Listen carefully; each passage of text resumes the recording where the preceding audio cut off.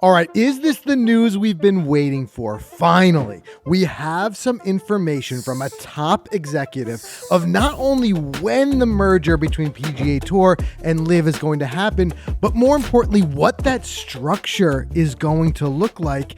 And we even have some very concrete examples that he gave from other sports of exactly how these leagues are going to come together. In addition to that, we have this news of the PGA Tour losing yet another big sponsor. We're going to talk about some of the sponsors they've lost because as you look at this list, it really starts to pile up quite a bit. You've got quite a few there. And it makes me wonder, maybe this leads into the other thing we're going to talk about with this new timeline. Maybe some of this is more intentional than we think. You know, there is quite a bit, of course, here that we've got to get into. But first, we want to thank this week's episode sponsor, Titleist. And guys, in the pursuit of speed and playable distance, Titleist engineers developed a new material construction that unlocks the next generation of driving excellence. The new GT Driver Series represents the biggest technological leap ever in Titleist driver design. And Mike and I had the recent opportunity to go and get fit and try them for ourselves. And this is one thing I'm going to encourage you guys, for as great as the new GT2, GT3, and GT4 heads are, there's so many nuances that it really comes down to getting them in your hands, getting it with the proper fitter. There's so many things that you can do with it to really dial it in. So if you want to get the most out of the new Titleist GT drivers, make sure that you get over there and get fit. Go to Titleist.com to find a fitter near you. So Mike, bit of big news week, actually, if you really look at this here. Yeah, I mean, it seems like we're going to get maybe a little clarity, finally something. I know we're trying to they're beating this topic to death, but because it's really what's going on out there, and I know we're kind of just chomping at the bit to see, is this going to happen? Because you and I've been doubtful, at least. I'm not going to speak for you. I've been doubtful from the start, saying, I don't know how these two are ever going to come together. Seems like we got something going on. And beating it to the death is a great point because we see you guys. We saw the comments. Oh, yeah, you guys saying this topic is getting old, it's getting tired.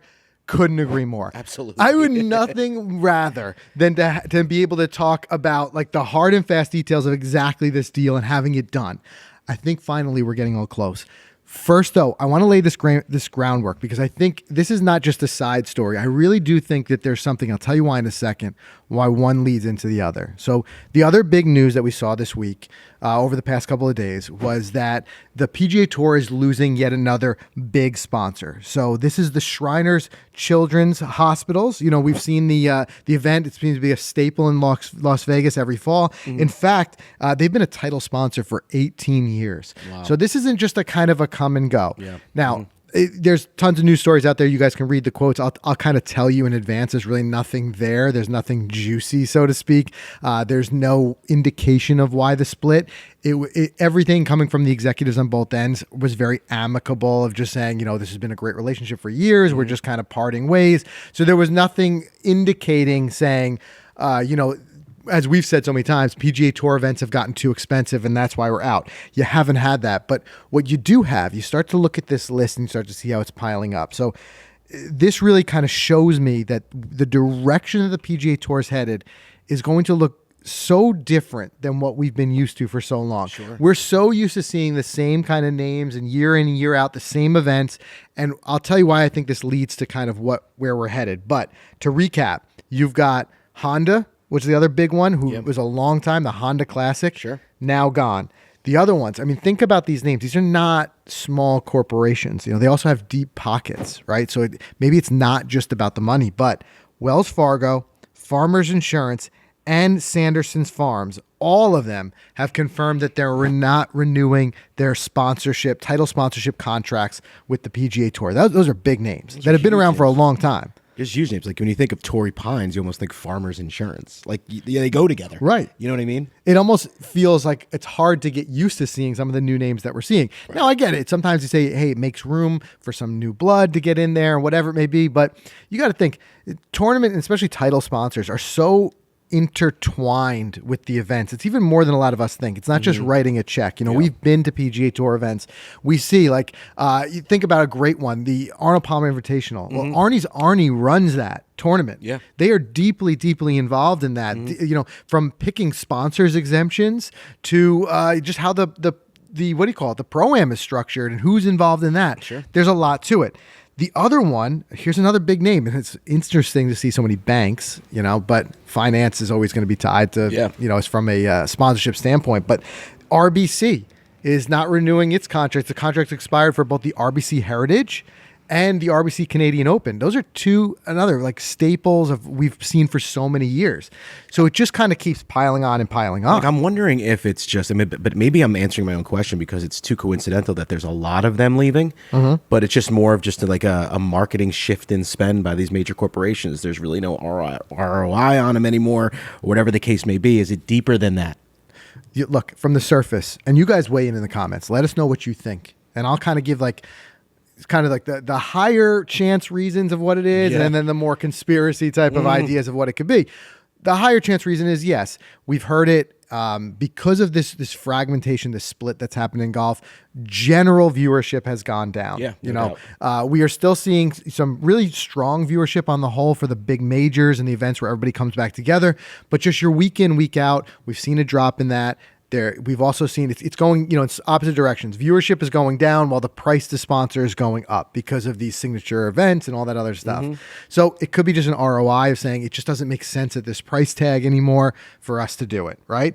But here's the thing: it's leaving a big hole. So because as of right now, the what was usually the Shriners Children's Open in Las Vegas right now is sponsorless for next year, and it makes me wonder. This is the more it's not quite the stretch of being conspiracy theory, but like I have to start to wonder how quickly you can turn that around, and are they going to look for a new sponsor for next year?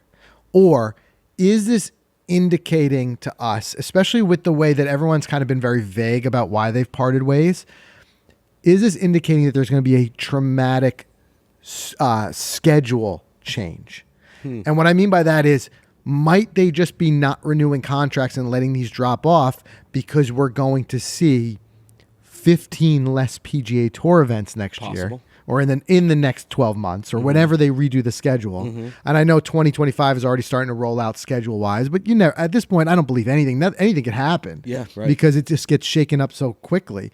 But could it very well be that a lot of these are stopping and then just no sponsors because it's an event that's going to go away in favor of some sort of combined event? Possibly. As you're rattling off some of those names, I'm thinking about the events that they are. If you think about it, both RBC events, I believe, are post-major hangover events. The RBC Canadian is right after the Open. The RBC Heritage is right after the Masters. I'm sure viewership isn't great.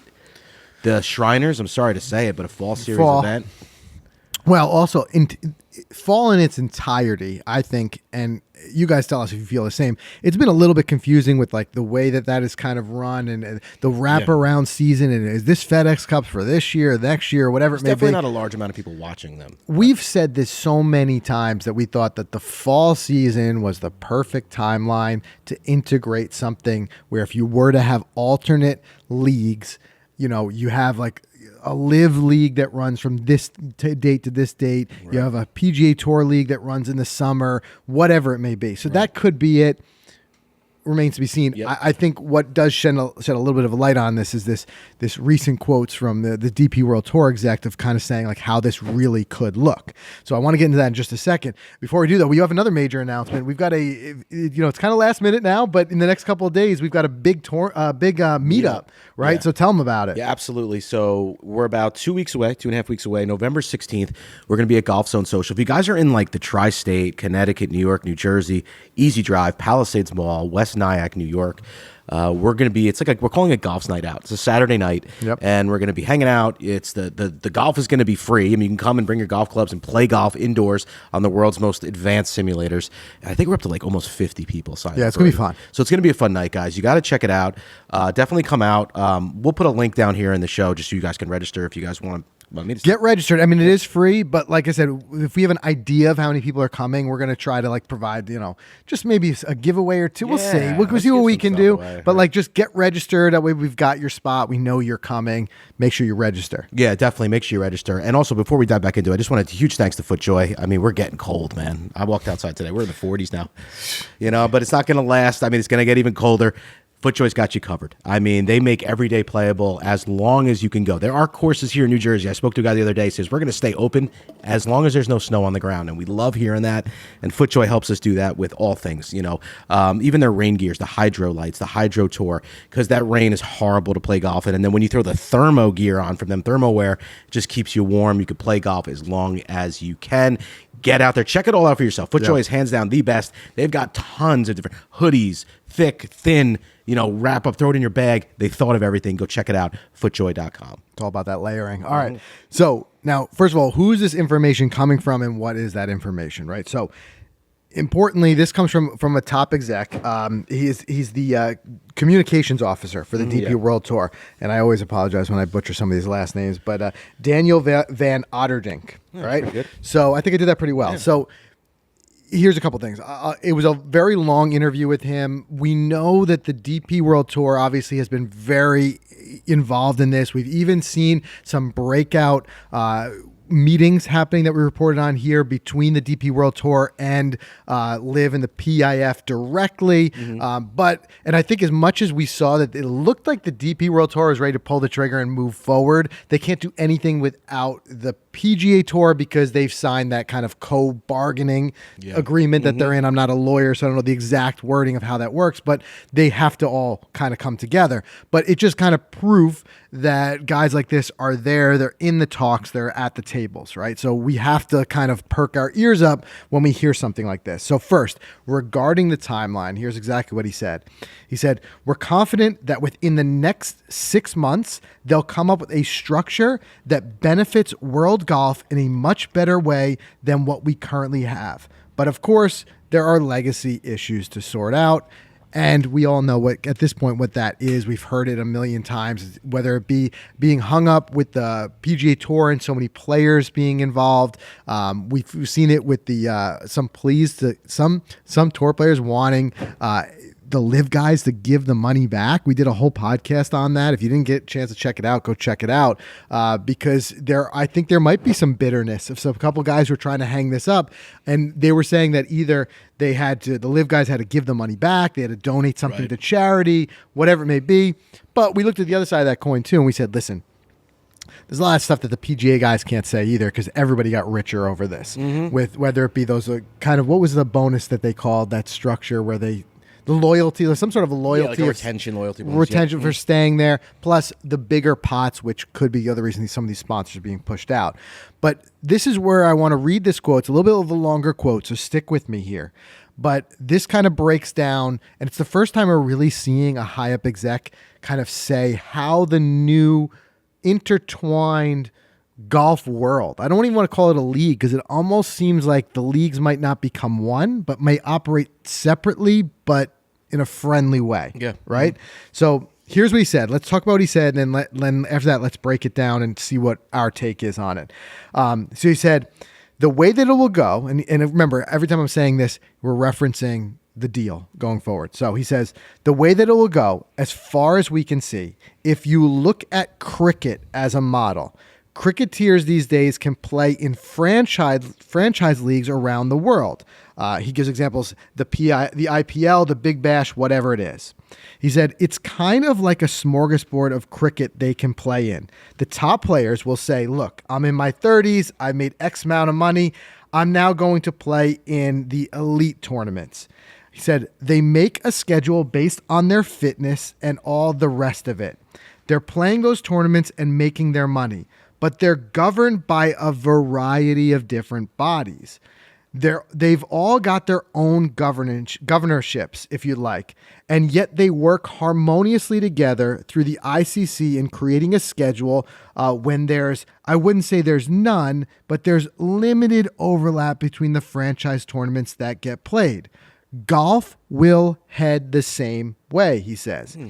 I can see an end-to-end calendar from January to December where there's a prominent place for the PGA Tour, a prominent place for LIV Golf, and a place for the DP World Tour. But there will be overlaps. He gives an example, a guy like Tommy Fleetwood can say, look, I want to keep my PGA Tour card and I want to play on the DP World Tour, but I'd like to play in some live golf events as well. I think live golf will combine their current team structure. That will probably drop, but they'll still have team events. So the very end of that is a little confusing to me. I couldn't quite tell if he meant they're going to drop the teams. I always thought that was a hang up. You guys let me know what you think in the comments, what he meant by that. But there's a lot to break down here. I think the nuggets that I pulled out of that. Now, granted, I don't watch cricket. Okay. Yeah. It's not a lot of viewership for cricket here in the States, but I get what he's saying. Yep. And what he's saying is, and in a lot of ways, it's maybe not as similar as you see with soccer, where you have like the Premier League and different leagues, and then they kind of come together for these international events. That's a little different. I think what he's saying is that very simply, instead of creating one combined league where everybody is back together again at all times, there would be LIV, the DP World Tour, and the PGA Tour continue to operate as their own leagues. Mm-hmm. However, where the collaboration will come in, will that be as they're all kind of formed under one umbrella? Here in cricket, it's the ICC. Yeah. This might be the new PGA Tour Enterprise or something. Gets all the leagues sitting together in a room and says, let's not, basically cannibalize our viewership. Let's create a schedule together. Yes, there'll be some overlap. There'll be some weeks when you have an event on both, whatever. But for the most part, let's get together. We now have 12 months to work with, January through December, and let's start to piece our schedules together so that we're kind of positioning each other in a way where a fan doesn't have to choose one or the other for the majority of the year. Right. Then beyond that, because now we all fall in the same umbrella, remove the where basically the suspensions, all that type of stuff that's handcuffing guys from going from one league to the other, right, and allow a guy like Tommy Fleetwood. It's interesting he uses Tommy as an example. I'm not sure why, but let's continue with that example. Assuming he qualifies. Now, each league can probably set their own qualifications. That's true. But assuming he qualifies, allow him to select tournaments that he plays throughout the year and not have to worry so much that he's missing out on crucial FedEx Cup points in order to play over here because the schedules don't overlap as much. That's the way I'm reading it. Do you think that's going to work? I think it's a great solution. Well, all right. Let me ask. If it works that way, because right now what we're operating in is no one is calling the overall shots, and they're still technically competitors. So LIV may be smart enough to say, I'm not going to put our premier event head to head against the Players Championship. Sure, I get, yeah. But on the same token, they may say, maybe I want to put a little leverage, and I'll put one of our better events against one of their better events. That's a problem for the fans and the players. And the goal is not to bring like what's going to get Scotty. Scotty Scheffler's not going to play in LIV Hong Kong, right? Justin Thomas isn't going to go play in a LIV event. I don't think these guys are going to, because there's still that. What's ruling it out for you? Why didn't they go in the first place? Because they're worried about being suspended from the PGA Tour. Yes, I think that's a big reason. But I think another reason was a lot of people still had this whole political thing still hung up on. This whole 100%. There's a lot of guys who aren't going to be able to shake that still. They still feel like they're the bad league. Yes, which interesting has quieted down quite a bit. 100% quieted down. But maybe there's some guys who are just stuck on that. But what I am saying is, let's say LIV had, because they're again operating as their own leagues, they can kind of structure where they want. And speaking very hypothetically here, what if LIV had an invitational event, put a lot of money behind it? They've got the money. They hold the bag, right? Of course, yeah. They could have, as we've seen before with some events, some Asian and other events that we've seen where Dubai, the Dubai event where guys get paid to come. If a guy like Scotty Scheffler and Justin Thomas and maybe even Rory McIlroy are no longer worried about any retribution from the PGA Tour. There's no suspensions. There's no nothing. They're all under one umbrella now. And LIV wants to throw out the bag and say, we're going to pay these guys each $5 million to come pay in an invitational event in Singapore. I wouldn't rule it out. Yeah, I mean, as long as I guess the mothership now all come together and says it's all okay. Well, that's the deal. That's just it. It's all okay, even though in this crazy world of social media now, and I could see guys who are so anti-LIV right now hating on guys if they go and do that. Sure. I think there's always, because be we nervous lived about it. through the fracturing, Exactly. there's always going to be people. Sell out, this, that. But in this case, there's no one, I don't think there's anyone going to take that choice away. And what I mean by that is I don't see a world, and I think it would be not very bright of them to do, to now require guys to play in other leagues. Sure. So what I mean by that is like, hey, as part of this deal, Scotty, you got to play in 2 Right. live events every year. I think that's gonna nix. It's not gonna happen. Yeah. Right. I think this is a smarter structure in that we say, listen, all we're doing is solidifying an agreement so that it takes the stigma to a certain extent away, but also removes the actual barriers where right now, if you play in a live event, you're suspended from the PGA Tour. We're removing all that because we have an agreement. Leave it up to the players now and leave it up to the leagues to kind of, in a lot of ways, woo the players in with whatever it may be. Yeah. The event structures, the prestige of those event structures, whatever it may be. But I think my favorite part of this idea is a more cohesive, January to December schedule where we could be watching good golf all year. And in a way, like it's better for the fans and it's more understandable for the fans. Yeah. Right. Right now, I feel like most of the great golf that we get to see is all sandwiched, even though the schedule is long. I get it. It's a long schedule. Mm-hmm. Most of the great golf is scheduled right in that meat of the summer around major season. Yep. Right. If we can get it a little bit more kind of in a way that it's like, okay, now I know, like maybe we do drop. I understand the benefit of the fall season. I do. It's like a lot of these guys, and I love watching some of these guys try to play their way into their tour cards and stuff like that. But maybe, I don't know if that's as broadly appealing. And if you're looking for viewership, you want broad appeal. Maybe if we did have a live league that was end of August through, whatever it may be, October, right? And the meat of the PGA Tour League was kind of like that April through the end of August. Yep. Right, and then the DP World Tour is kind of sprinkled in there as well. The reason I say sprinkled is like they do all have to deal with like the climate, different climates from all around the world. Yeah. Right, Yeah. right. But if it became more understandable as a fan, I could say like this is when I watch these different leagues. Yeah. And I think fans would feel a little more relaxed not having to choose between one or the other. That's true. And I'm sure with this deal, we'd be able to access live easier. Would they get TV rights? Would world rankings come back into the picture? You think all that's part of it? I definitely think all of that is part of it. Now, I still don't truly believe world rankings, and some people may disagree with me here. I don't think the official world golf ranking body is holding that hostage in order to get a deal. I still think there's some very specific things with the structure of live that's causing them to not want to give those world rankings, and that could partially be because it's the 3 rounds and all that type of stuff. I think it was because of the fact that they had the no cut, all that.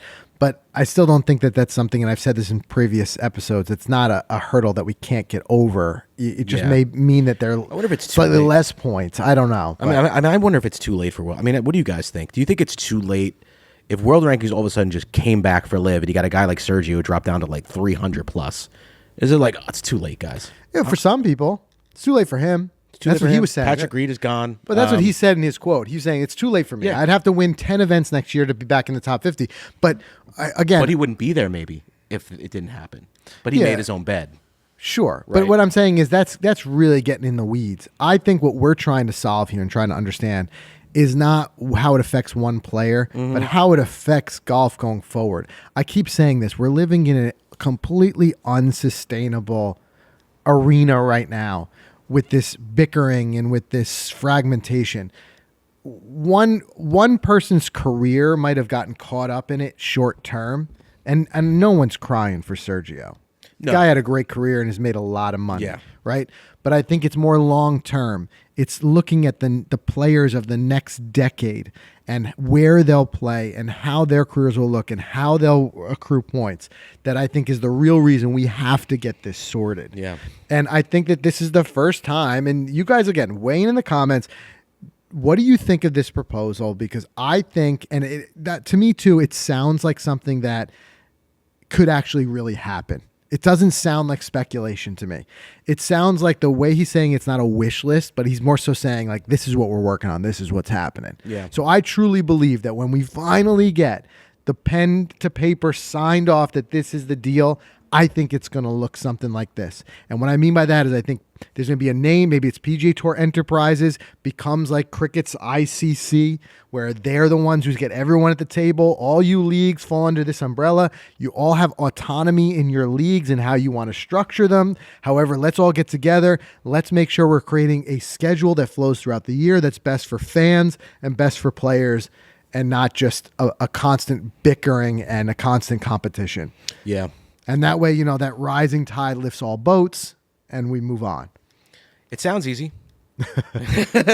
I'm just wondering if there's going to be some type of legal backlash. I mean, all these guys who paid fines, they're going to sue? They're going to get their fine money back? Or I believe there's going to be all of that, but I believe what's happening now is based on what he's saying, this timeline of 6 months, I think that that's all being sorted out in what's going on. This is that nitty gritty. Yeah. They've got their time now. This is really kind of the off season when things slow down. This is the time when I've said it before.